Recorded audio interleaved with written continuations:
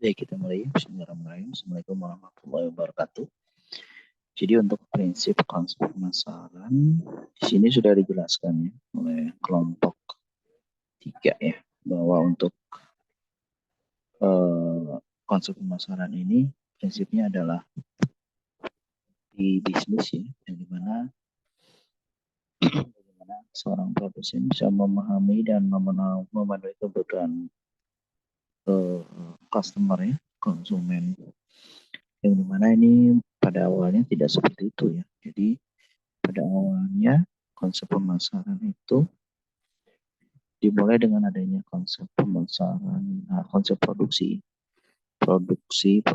dibuat, kemudian dari situ di apa dipasarkan kepada konsumen.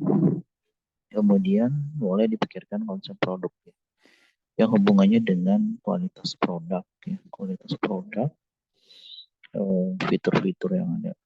Ya, kemudian ada konsep penjualan yang dimana hubungannya dengan peningkatan penjualan sehingga mencapai laba yang maksimal. Kemudian berkembang lagi menjadi konsep pemasaran di mana prinsip awalnya adalah bagaimana memenuhi kebutuhan pelanggan. Nah, di situ nanti baru dipikirkan hal-hal yang terkait dengan inovasi, ide produknya seperti apa. Nah, terakhir adalah konsep pemasaran sosial, ya, di mana di sini berusaha memenuhi kebutuhan masyarakat sekaligus memperbaiki hubungan antara produsen dan masyarakat demi meningkatkan kesejahteraan pihak-pihak terkait. Nah, ini prinsipnya ya. Konsep produksi fokusnya ke kapabilitas produksi, kemudian menghasilkan produk dan pelanggan. Untuk konsep penjualan hubungannya dengan agresif ya, pada saat penjualan produk. Kemudian konsep pemasaran dimulai dengan adanya kebutuhan dan keinginan pelanggan. Ya, dari itu baru setelah ada melihat potensi yang besar, maka mulailah masuk ke dalam aspek produksi, aspek pemasaran. Kemudian pemasaran produk dan pelanggan, produk dan jasa kepada pelanggan. Jadi prinsipnya itu ada 6 karakteristik ya. Jadi hubungannya dengan personal. Ya. Jadi bagaimana kita bisa mengembangkan aktivitas konsumen personal dengan melihat perilaku konsumen, dengan membuat bisa memahami perilaku konsumen, maka bisa dicarikan strategi yang terbaik. Oke, kemudian sini ada 3 elemen konsep ya. Customer itu konsumen, pelanggan.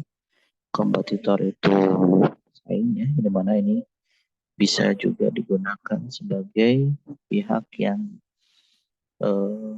bisa kita gunakan sebagai benchmark ya. Jadi kita bisa memperbaiki kualitas mutu produk kita ataupun harga kita lebih bagus dari kompetitor. Jadi kompetitor itu merupakan bagian yang penting ya dalam sebuah iklim bisnis. Kemudian company, perusahaan hubungannya dengan strategi pemasaran. Hubungannya dia dengan pihak pemasar ataupun dengan konsumen.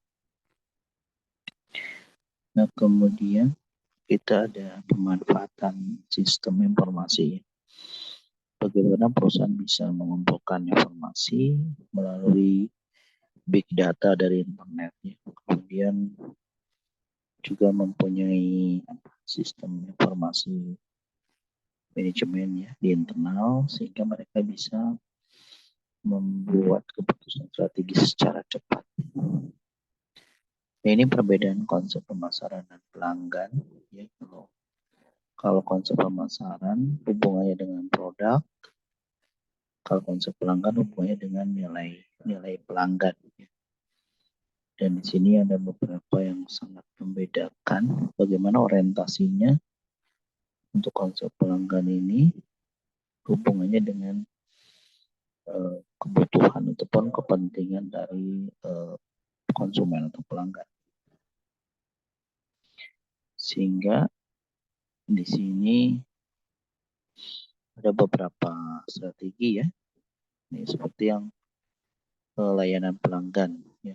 Jadi bisa mencari pencarian balik dari pelanggan secara proaktif ya. Jadi pelanggan terus dipantau untuk diminta informasi kira-kira mereka pelayanannya seperti apa yang mereka harapkan.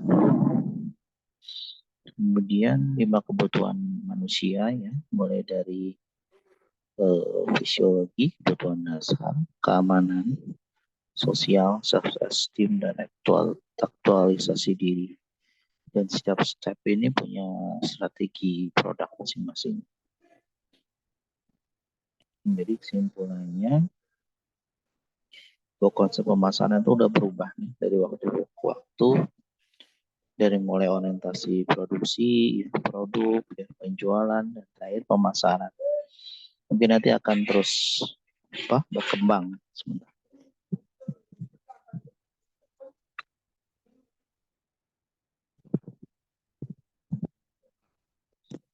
Sesuai dengan zamannya ya. Nanti kan kita perdalam. Mungkin itu saja yang bisa saya sampaikan. Terima kasih. Assalamualaikum warahmatullahi wabarakatuh.